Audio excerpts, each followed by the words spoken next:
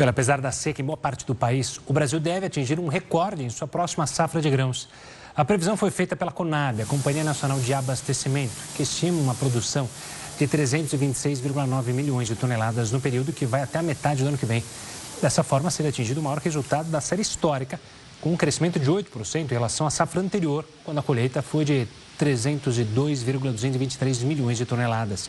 De acordo com os técnicos da companhia, o resultado esperado para 2024 e 2025 garantiria não apenas o abastecimento interno e as exportações, mas também o uso na alimentação do gado para a produção de carne, que também deve aumentar.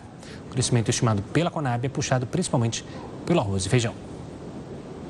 E quem vai falar mais sobre a produção de grãos é o Francisco Maturo, diretor da ABAG, Associação Brasileira do Agronegócio, e é secretário de Agricultura de São Paulo.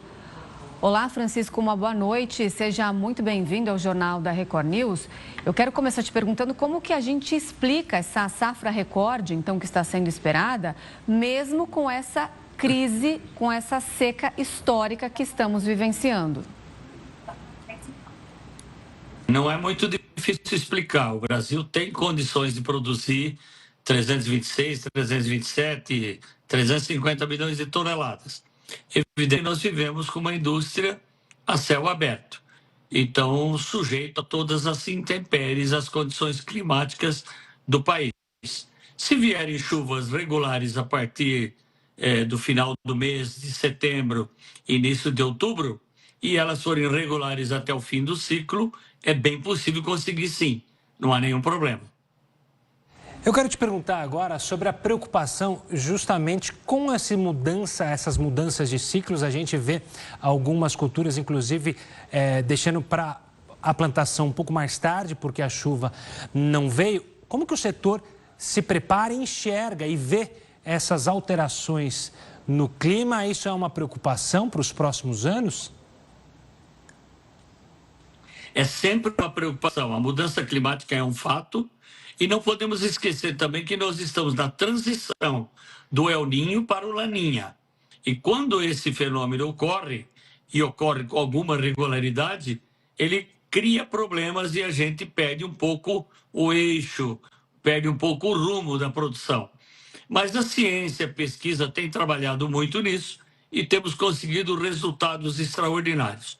O grande problema que nós estamos enfrentando no país são os incêndios, que têm destruído não só a lavoura, também a palhada, aquela camada morta que temos sobre o solo, tão necessário em países de clima tropical. E o Brasil é o maior país agrícola em clima tropical do planeta.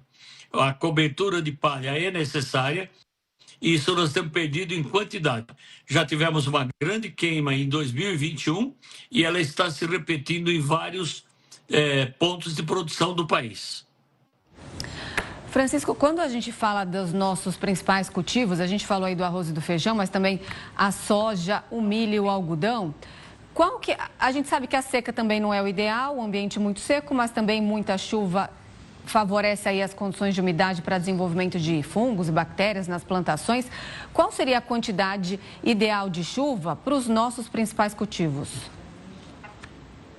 Bem, a quantidade ideal de chuvas é ajustar o ciclo de plantio, o período de floração, o período de colheita. Isso é uma mágica, isso é muito difícil de prever. Mas a previsão de clima também tem evoluído muito. E o agricultor, junto com os institutos de pesquisa, Embrapa, os institutos estaduais, os institutos privados, tem conseguido avançar muito na genética das sementes, na genética das variedades, tem conseguido resultados extraordinários. É muito difícil você ajustar a janela de plantio, porque você tem que contar com chuvas que normalmente acontecem em determinados períodos do ano. Não podemos esquecer também que o Brasil hoje faz safra, segunda safra, e se for uma terceira safra de ciclo curto, como o feijão, que é ciclo curto, dá para fazer uma terceira safra muito robusta. E se for com integração lavoura, pecuária, floresta, a gente pode alcançar 4 safras com facilidade. Tá certo, Francisco. Obrigado pela participação aqui conosco no Jornal da Record News. Um forte abraço e até a próxima.